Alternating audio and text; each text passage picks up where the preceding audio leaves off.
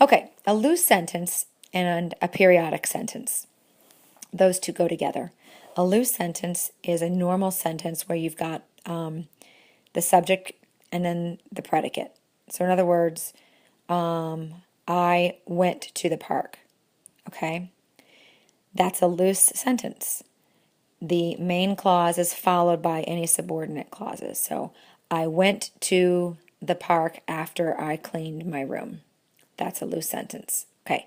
A periodic sentence is when the point of the sentence is usually withheld until the very end. So either the main clause appears last and the subordinate clause is first. That's usually what's going on.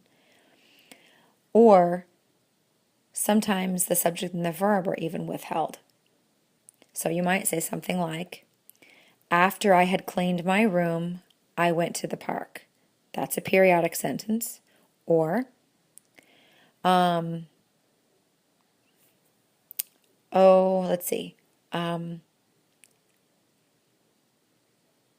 Throughout my life, many problems have I seen. That's a periodic sentence. Okay, instead of saying I have seen many problems throughout my life, I'm flipping the order. Okay? I'm not going to insult your intelligence by discussing metaphor and simile. Surely that makes sense to you. We do need to talk about metonymy, and then number 29, which is pronounced synecdoche. They're very similar, and the difference between them is that metonymy implies something that's associated with a thing being used to stand for the thing, whereas synecdoche is a part to whole reference. Okay? So let's look at the examples that are given. You've got, do you prefer Hawthorne or Melville? Well, mostly we're talking about their books, not their company, because they're dead. I can't really ask you if you prefer to hang out with Nathaniel Hawthorne. He's not alive anymore. So of course I'm referring to his books. So he's associated with that. Okay.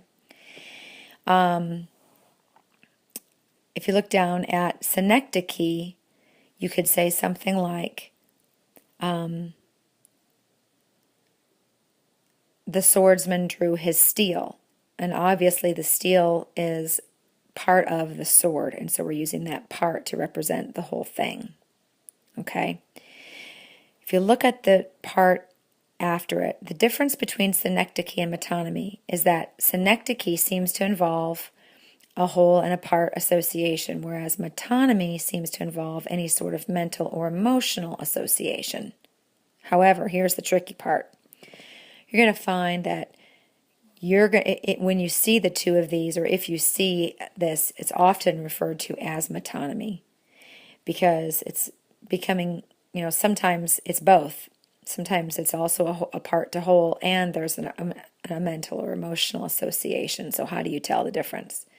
There is a technical difference, but a lot of people use metonymy for either case. For our purposes, you need to know the difference. Okay? All right, back up the list here. We're down to reliability. We've talked about that before. It's just whether or not you have a narrator that you can trust. Okay? If you recall Edgar Allan Poe, he very often has an unreliable narrator because they're all crazy. Rhetoric is number 24, not rhetoric, but rhetoric. In ancient Greece, rhetoric was something that you studied. It was a way of studying the correct way to create an argument, to use language skillfully to argue a point. It became associated with, it became something negative. Now people say that's just a bunch of rhetoric, because much like the distrust that we have today for many of our politicians, that is what was happening in ancient Greece as well, as their government also became corrupt. And so rhetoric became a negative thing because politicians were good at it. But strictly speaking, it's just a way of, it's like a category, you might say, of the presentation of information in very clear, convincing, and attractive language. However, you're hardly ever going to see it used in a positive sense unless you're literally looking at a college course in rhetoric.